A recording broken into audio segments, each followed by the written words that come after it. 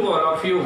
मैं Brajesh Kumar, biology faculty, आप सभी का online classes Tagore children academy Surajgarh में स्वागत करता हूं। बच्चों, मैंने प्रीवियस वीडियो में आपको श्रोणि मेखला तथा ह्यूमरस या प्रगंडिका अस्थि के बारे में बताया था। आज का अपना टॉपिक है रेडियस अल्ना। रेडियस अल्ना ये हमारी जो भुजा होती है या अग्र बाहु होती है, या आप कह दीजिए कि पूरा का पूरा जो आर्म होता है, इसमें ये तो ऊपरी बाहु कहलाता है, ये अग्र बाहु कहलाता है। ये वाली जो अस्थि होती है इसको हम कह रहे होते हैं ह्यूमरस, प्रगंडिका। और इसके बाद अग्र बाहु की जो अस्थियां होती है रेडियस अल्ना, इसको हम कह रहे होते हैं बाह्य प्रकोष्ठिका और प्रकोष्ठिका। ये जो हमारी छोटी अंगुली होती है उसकी तरफ तो अल्ना होती है जो लंबी होती है, और जो हमारा अंगूठा होता है उधर रेडियस होती है जो बाह्य प्रकोष्ठिका होती है।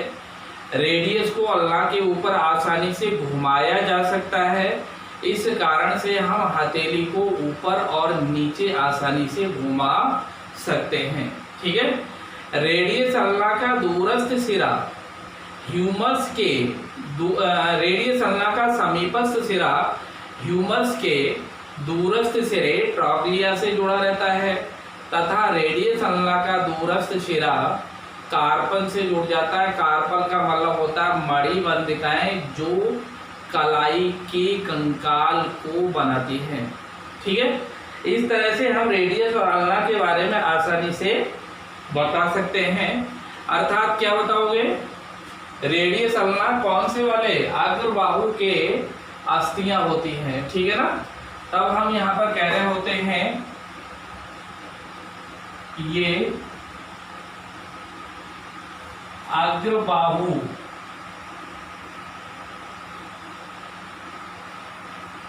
की अस्थियां हैं,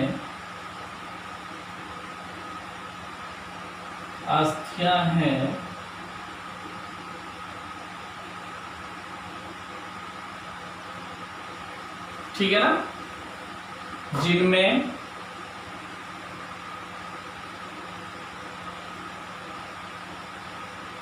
रेडियस, जिसे हिंदी में कहते हैं बाह्य प्रकोष्ठिका, क्या कह रहे होते हैं? बाह्य प्रकोष्ठिका,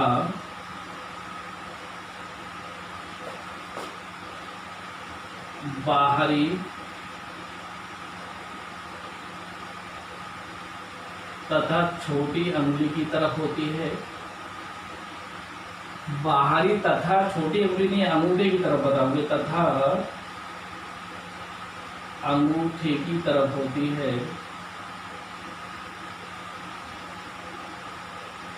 तरफ होती है।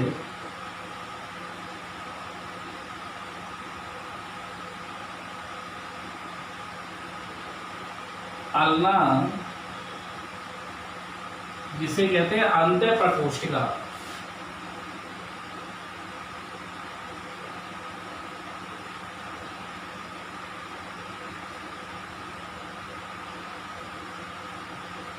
प्रकोष्ठिका छोटी अंगुली की तरफ होती है,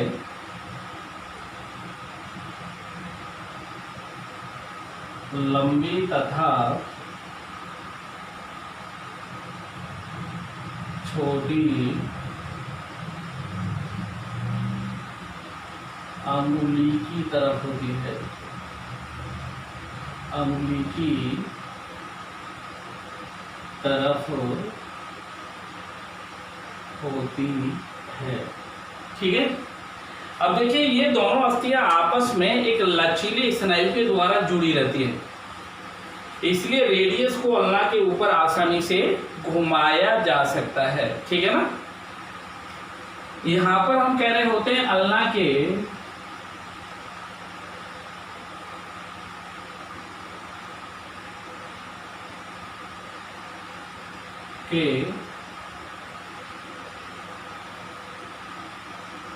अग्र सिरे पर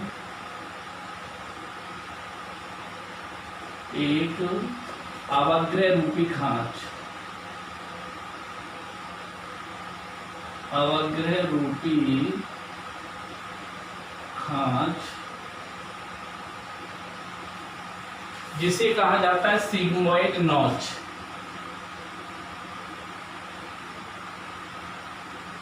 सिग्मोइड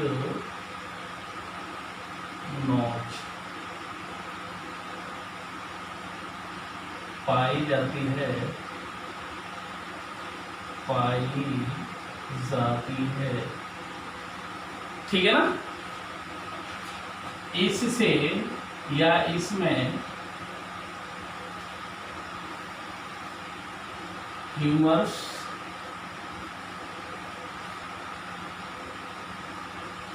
का दूरस्थ सिरा चक्रक जुड़ा रहता है, चक्रक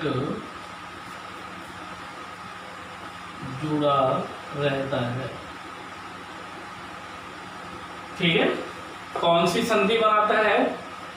और कब्जा संधि बनाता है।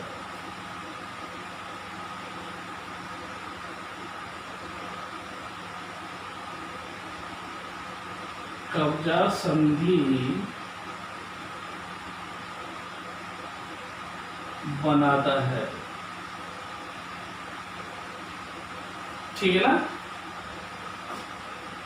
अल्ना सिग्मोइड नॉच के ऊपर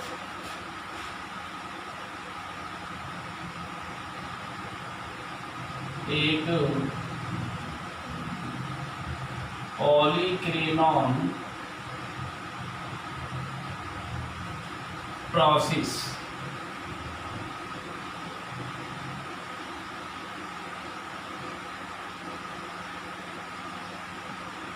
कफोड़ी प्रवर्ध बनाती है,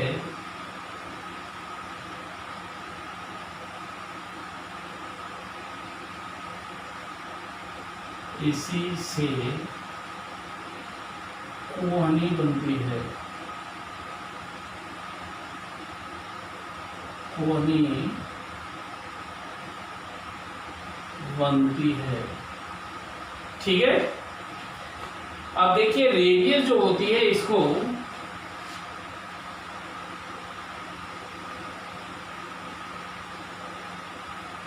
रेडियस को अल्ना के ऊपर आसानी से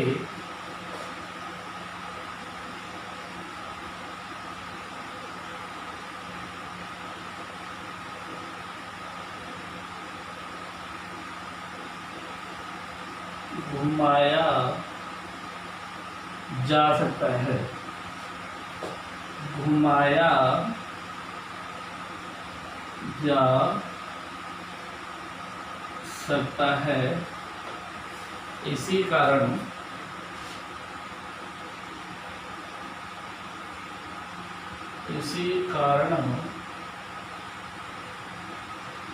हथेली को ऊपर तथा नीचे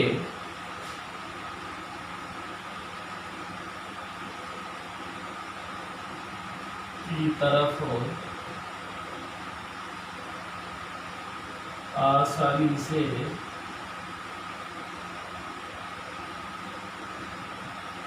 घुमाया जा सकता है, घुमाया जा सकता है, ठीक है ना। इसी कारण से क्या होता है, हम रेडियस को अल्ना के ऊपर घुमा सकते हैं और जब रेडियस को अल्लाह के ऊपर आप घुमा सकते हो तो ये हथेली भी ऊपर नीचे आसानी से घुमाई जा सकती है। ठीक है ना, क्लियर हो गया। इसके बाद हम कह सकते हैं रेडियस अल्लाह का दूरस्थ सिरा,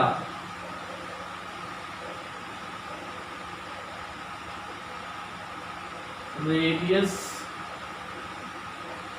अल्लाह का दूरस्थ सिरा किससे, मणिबंधिकाओं से, कलाई की अस्थियां या अस्थियों। ठीक है ना, रेडियस अल्लाह का दूरस्थ सिरा कलाई की अस्थियों, जिनको हम कह रहे होते हैं कार्पल्स या मणिबंधिकाएं,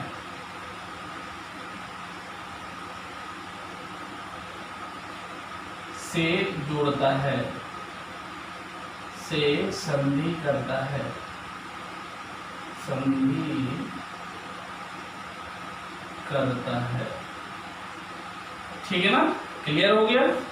इस तरह से हम रेडियस अल्लाह के बारे में आसानी से बता सकते हैं। इसके पश्चात आती हैं कार्पल्स। क्या आती हैं, कार्पल्स। और कार्पल्स को क्या कहा जाता है, कार्पल्स को कह रहे होते हैं मणिबंधिकाएं।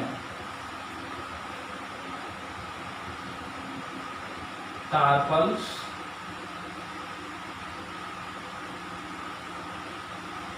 मणिबंधिकाएं।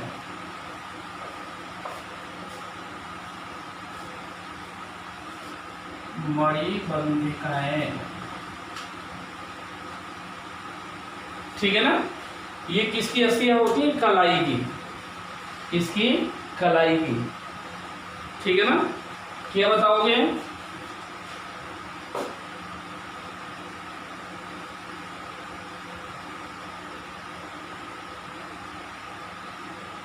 ये अस्थियां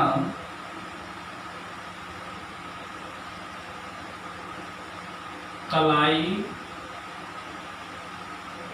के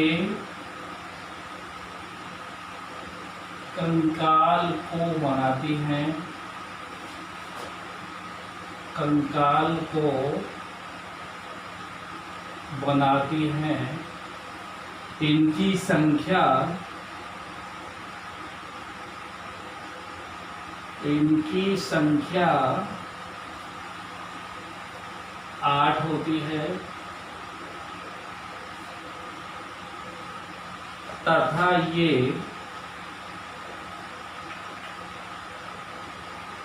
दो पंक्तियों में,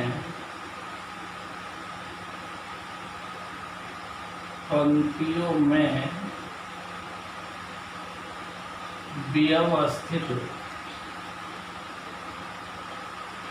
होती हैं, व्यवस्थित होती हैं। ठीक है ना, पहली पंक्ति में 3, पहली पंक्ति में 3, एक रेडियल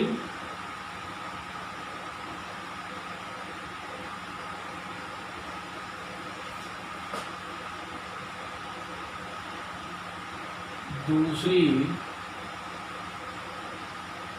इंटरमीडियम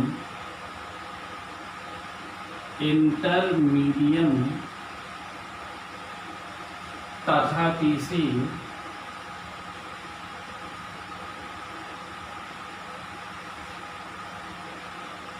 अल्नेयर होती है, अल्नेयर होती है। ठीक है ना, रेडियल को कह रहे होते हैं बाह्य मणिबंधिका, इसको कह रहे होते हैं मध्य मणिबंधिका और इसको कह रहे होते हैं अंतः मणिबंधिकाएं। तीनों मिलकर के क्या बना रही होती हैं, पहली पंक्ति। ठीक है, क्या लिखेंगे फिर आगे, तथा दूसरी पंक्ति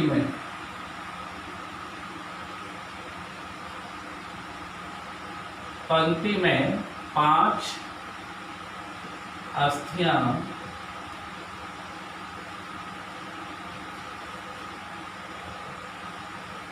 जैसे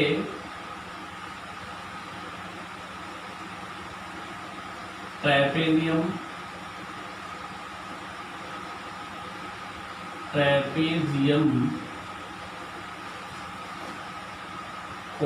ट्रैपेजॉइड,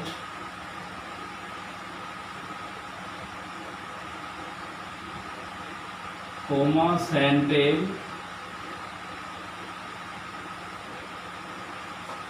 मैग्नम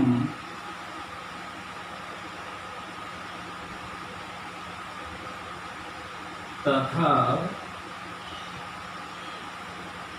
अंशिफॉर्म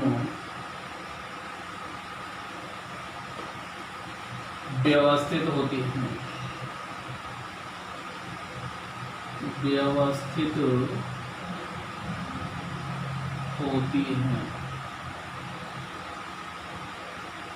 ठीक है ना। ये दोनों पंक्तियां किसका कंकाल बना रही होती है? कलाई का, जिनको हम क्या कह रहे होते हैं? कार्पल्स। संख्या कितनी होती है? 8। इसके बाद आती है मेटाकार्पल्स तथा फालेंजिस। क्या आती है? मेटाकार्पल्स तथा फालेंजिस।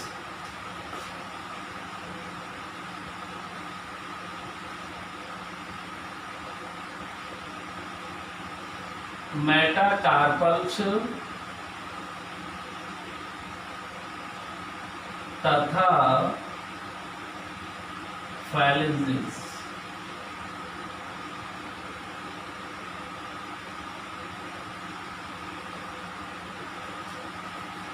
इनको आगे लिखा जाता कराविकाएं,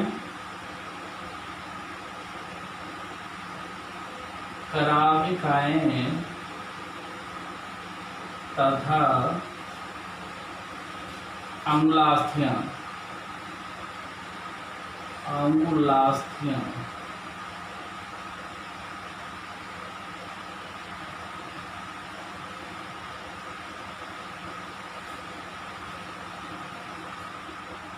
ठीक है ना। अब देखिए जो मेटाकार्पल्स होती है इनको कह रहे होते हैं कराविकाएं। क्या कह रहे होते हैं इनको? कराविकाएं। संख्या में कितनी होती है? 5। ठीक। मेटाकार्पल्स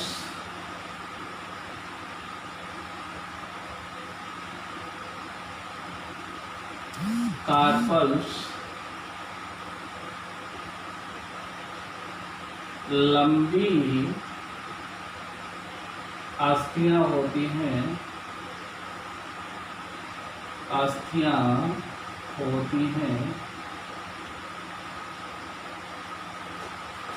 जिनकी संख्या 5 होती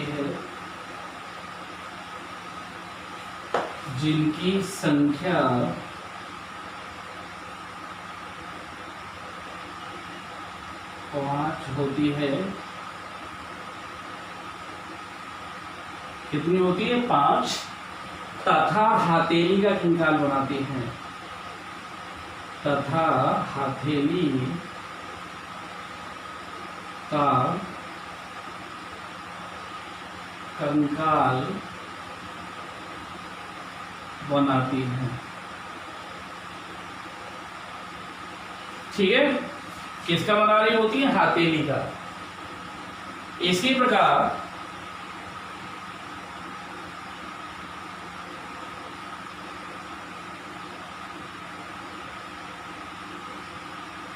अंगुलास्थियां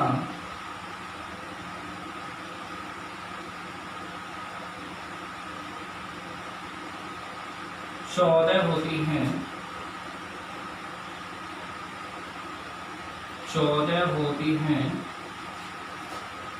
अंगूठे में 2,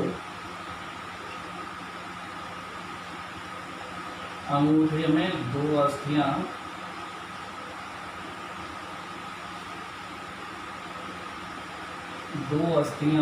तथा प्रत्येक अंगुली में प्रत्येक अंगुली में 3 अस्थियां होती हैं,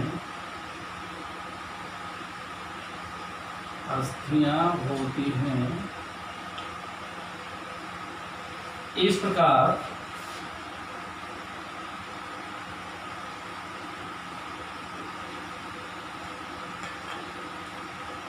अंगुली सूत्र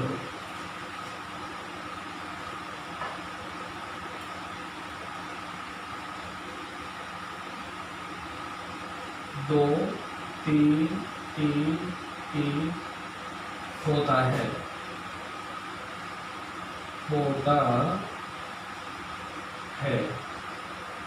ठीक है ना।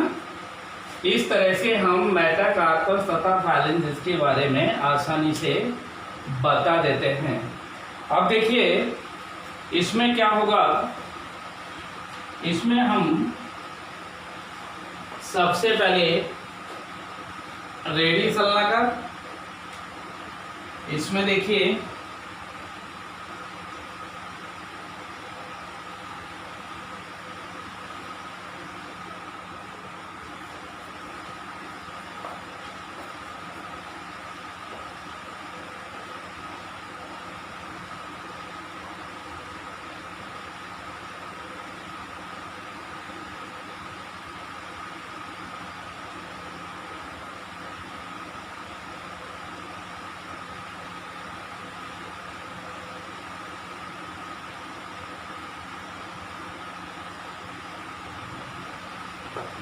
इस तरह से हम इसको बना देते हैं।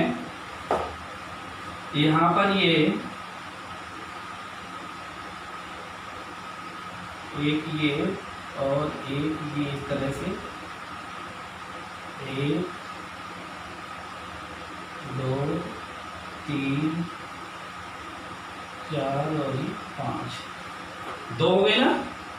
एक तो आपने क्या बता दिया, इधर ये रेडियस, ये वाली रेडियस और ये अल्ना हो गई।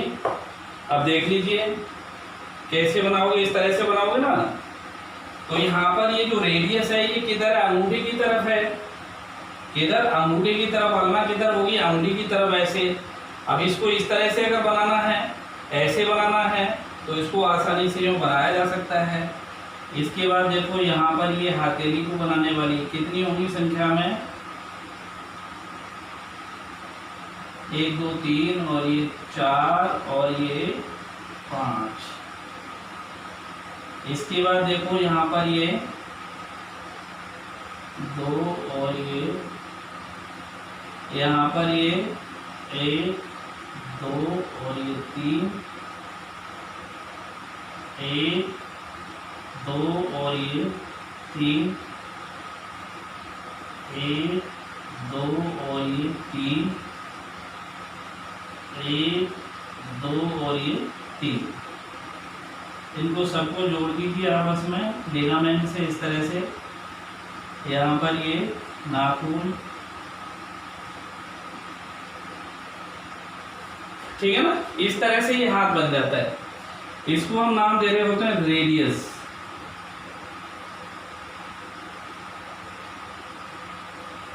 और ये होती है, इसका नाम होता है आलना।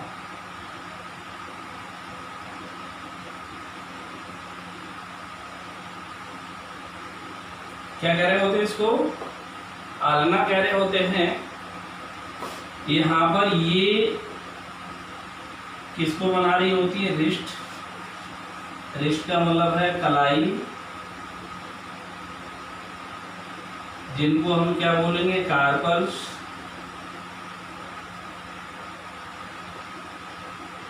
इसके बाद ये यहाँ पर क्या बनाएंगे, हथेली। इनको क्या कहेंगे, मेटाकार्पल्स। मेटाकार्पल्स, ठीक है। और ये नीचे की तरफ जितनी भी दिखाई दे रही है, ये क्या है, अंगुलास्थियां, जिनको क्या कह रहे होते हैं, फाइलेंजेस, जो किसकी कंकाल को बना रही होती है, फिंगर्स, ठीक है ना। तो इस तरह से देखिए यहाँ पर ये अग्रबाहु हो जाएगा, रेडियस अंगूठे की तरफ, अल्ना अंगुली की तरफ, ये रिस्ट बना रही होती है, संख्या 8 होती है, जिसमें देखिए इसके नीचे ये रेडियल होगी, ये इंटरमीडियम होगी, ये अल्नियर होगी, इसके बाद ये रेडियल और ये इंटरमीडियम, ये अल्नियर, इनके नीचे यहाँ से चलोगे ट्रेपेजियम, ट्रेपेजोइड, इसके बाद सैंडल, मैग्नम, अंसिफॉर्म और ये मेटाकार्पस हथेली को बना रही होती है और ये फिंगर बाउंस होती है। ठीक है ना, इस तरह से ये पूरा का पूरा स्ट्रक्चर बन जाता है। अब इसमें अगर आप देखो तो ये वाला जो भाग होता है इसको कह रहे होते हैं हम क्या, इसको सिग्मोइड नॉच कह देते हैं। और यहाँ पर क्या होता है, आकर के कौन सी वाली, ह्यूमरस वाली अस्थि का दूरस्थ सिरा जुड़ जाता है। ठीक है, और इसका दूरस्थ सिरा किससे जुड़ जाता है, कार्पल से। तो इस तरह से यहाँ पर ये पूरा का पूरा कंकाल बन जाता है। इसमें ऊपर हम किसको जोड़ दें, ह्यूमरस को, ह्यूमरस के हेड को किस में जोड़ दें, अंश मेखला में। तो पूरा का पूरा स्ट्रक्चर दिखाई देगा। ठीक है ना, क्लियर हो गया।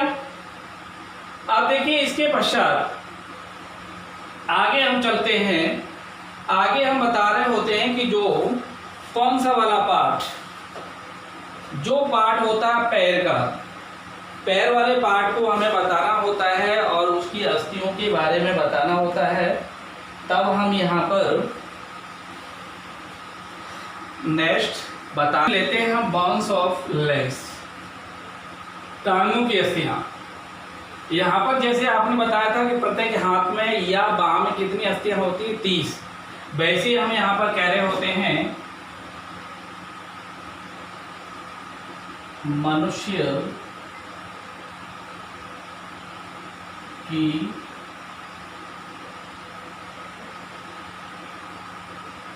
प्रत्येक टांग में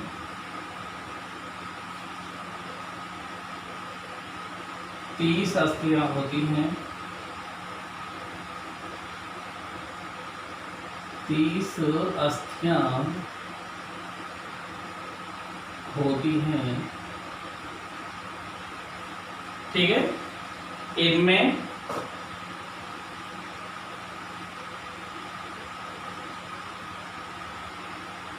फीमर,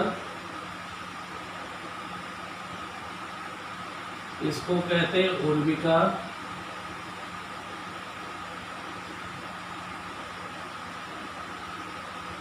कोमा टीबियो फिबुला,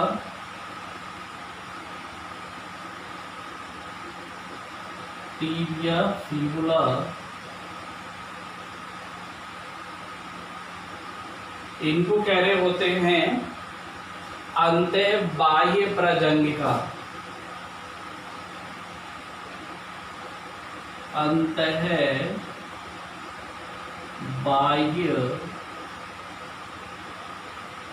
प्रजंगिका, जंघिका।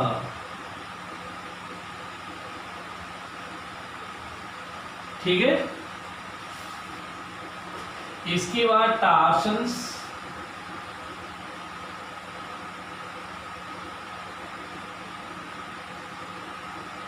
इनको कह रहे होते हैं गुल्फा अस्थियां, गुल्फा अस्थियां।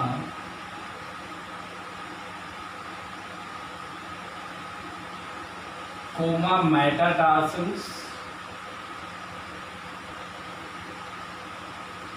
मेटाटार्सल्स, इनको कह रहे होते हैं प्रपादिकाएं,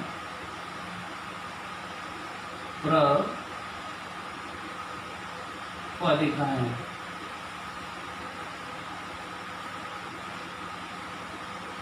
तथा फैलेंजेस, फैलेंजेस, अंगुलास्थियां, अंगुलास्थियां।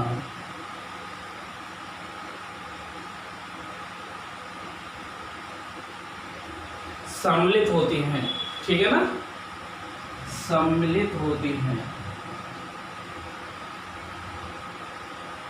सम्मिलित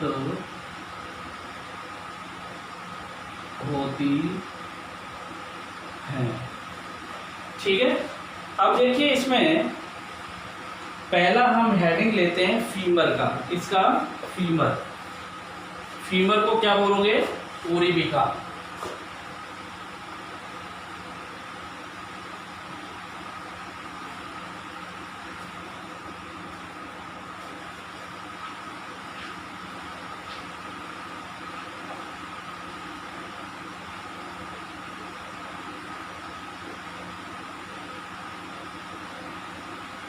ठीक, क्या बताओगे? यह पश्चपाद की प्रथम हड्डी होती है। कौन से पाद की? पश्चपाद की। ठीक,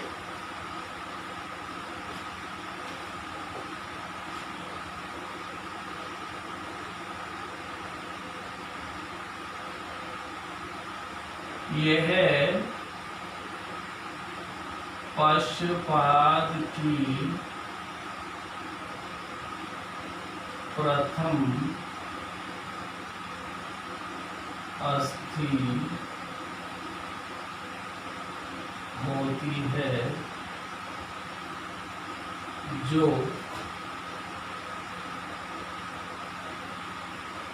टांग के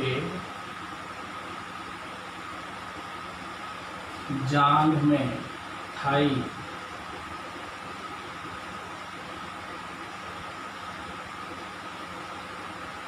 स्थित होती है, स्थित होती है। यह शरीर में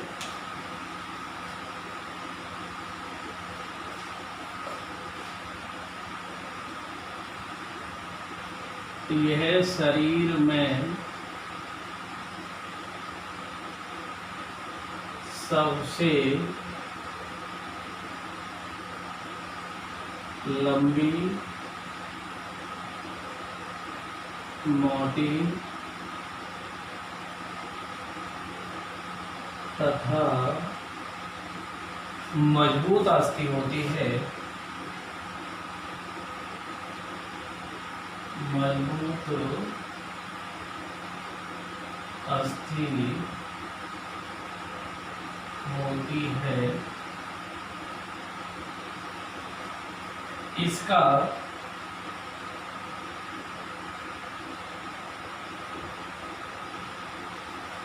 समीपस्थ सिरा, या हम कह सकते हैं इसके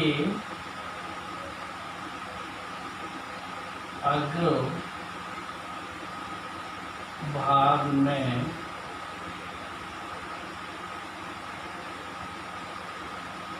घुंडी के आकार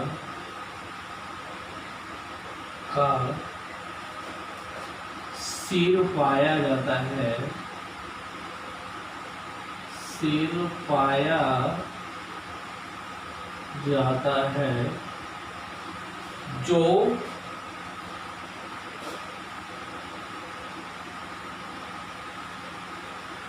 श्रोणी मेखला के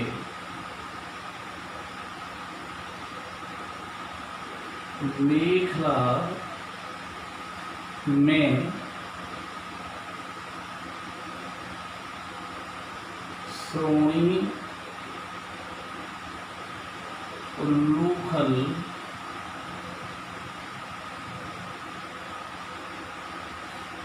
गुहा से जुड़ा होता है।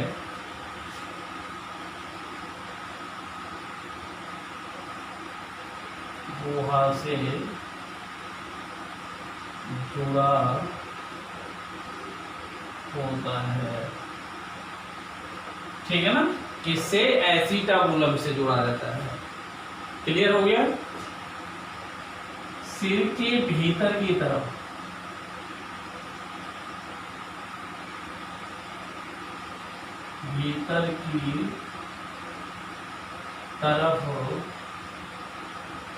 अग्रभाग में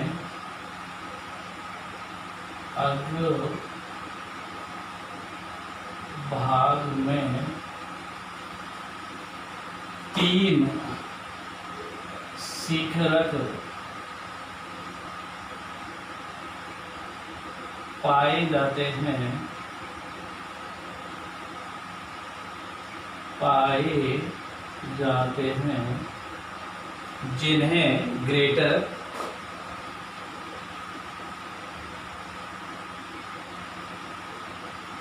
जिन्हें दीर्घतर कोमा लघुतर एवं तीसरा शिखरक कह देते हैं, तीसरा शिखरक कहते हैं, शिखरक कहते हैं, शिखरक कहते हैं। ठीक है ना। अब देखिए इसका जो दूरस्थ सिरा होता है फीमर का या ऊर्मिका का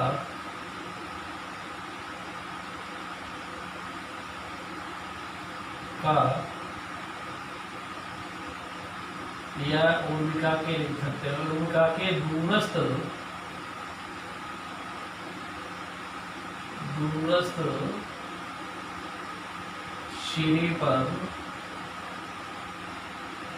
सिरे पर दो अस्थिकंद,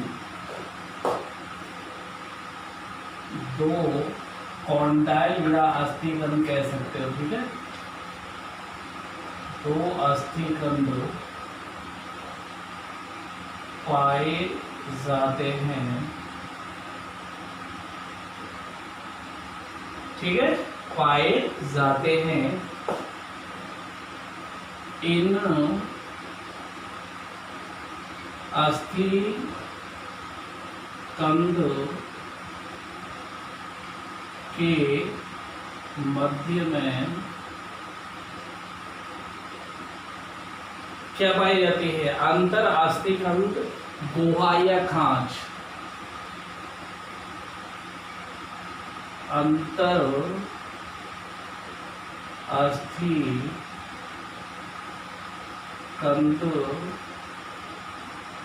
खांच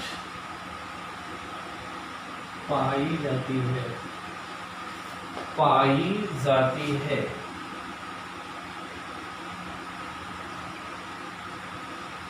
ठीक है, अब देखिए यहां पर हम कह सकते हैं ऊर्मिका का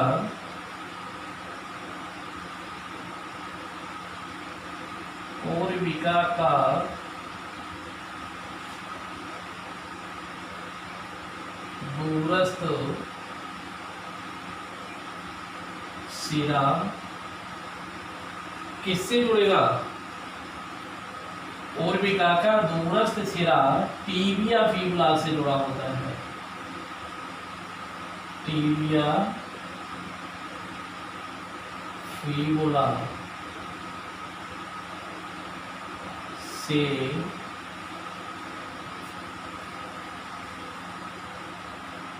संधि करता है, संधि करता है। ठीक है, इस संधि के ऊपर इस संधि के ऊपर एक गोल नी कैप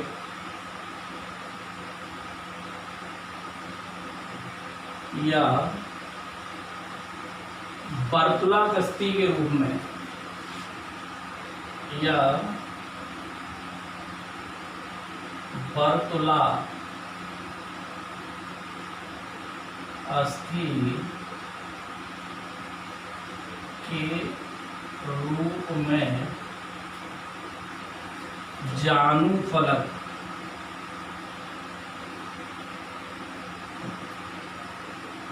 जानु फलक या फिर यहाँ पर कह सकते हैं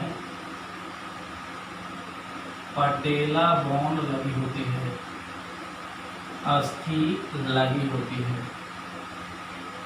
अस्थि लगी होती है, ठीक है ना। इसको हम कह रहे होते हैं कौन सी, फीमर, जो सबसे बड़ी होती है, लंबी होती है, मजबूत होती है, ठीक है ना। अब देखिए इसमें अगर हम इसका डायग्राम देखें तो इस तरह से इसका डायग्राम होता है।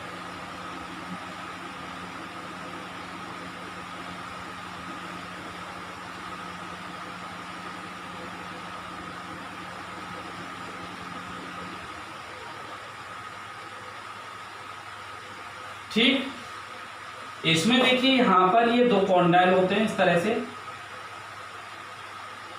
दो कॉन्डाइल होते हैं इस तरह से इसमें, और ये दोनों कॉन्डाइल इस तरह से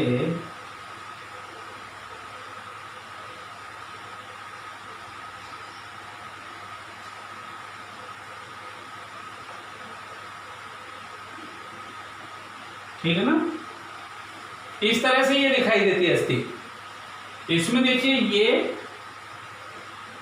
समीपस्थ सिरे पर हेड होता है जो श्रोणि उल्लूकल गुहा से जुड़ जाता है श्रोणि अस्थि में। यहाँ पर ये ट्रॉकेंटर है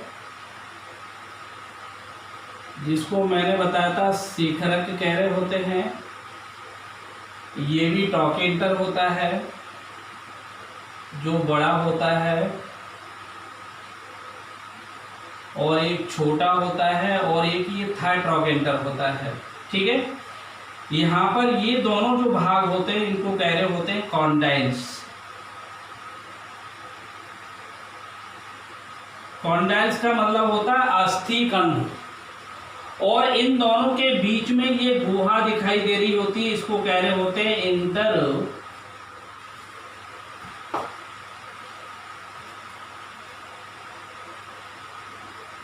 कॉन्डाइलर ग्रूव, इसको कहा जाता है खांच। और इसमें देखिए लुब्रिकेशन भरा होता है, और यहीं पर ऊपर क्या लगा होता है, नी कैप जो गोल होता है, जिसको मैंने अभी पटेला बॉन बताया था। कौन सी बॉन, पटेला बॉन, ठीक है ना। इसको हम कह रहे होते हैं फीमर, जो शरीर में सबसे लंबी होती है, मोटी होती है और मजबूत होती है। ये इसका समीपस्थ सिरा होता है जिसको हम प्रॉक्सिमल एंड कह रहे होते हैं, प्रॉक्सिमल एंड समीपस्थ सिरा। और देखिए ये दूरस्थ सिरा होता है, इसको कह रहे होते हैं डिस्टल एंड्स, डिस्टल एंड, दूरस्थ सिरा। और बीच वाला जो भाग होता है इसको कह रहे होते हैं सेप्ट, इसको अस्थि कांड भी बोल देते हैं, ठीक है ना। तो ये वाला जो भाग है सिर, ये तो किस में जुड़ जाएगा, श्रोणि मेखला में पाई जाने वाली श्रोणि उल्लूकल गुहा से। और ये वाला भाग किससे जुड़ेगा, टिबिया फिबुला से, जो हिंज जॉइंट बनाएगा।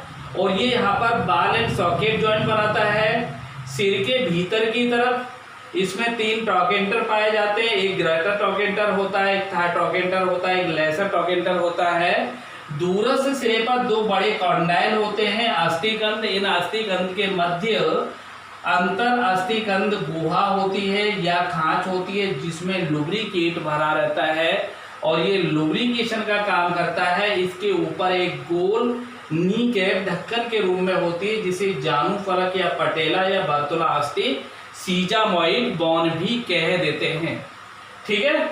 इस तरह से हम फीमर तक आसानी से इनको एक्सप्लेन कर सकते हैं विद डायग्राम, ओके।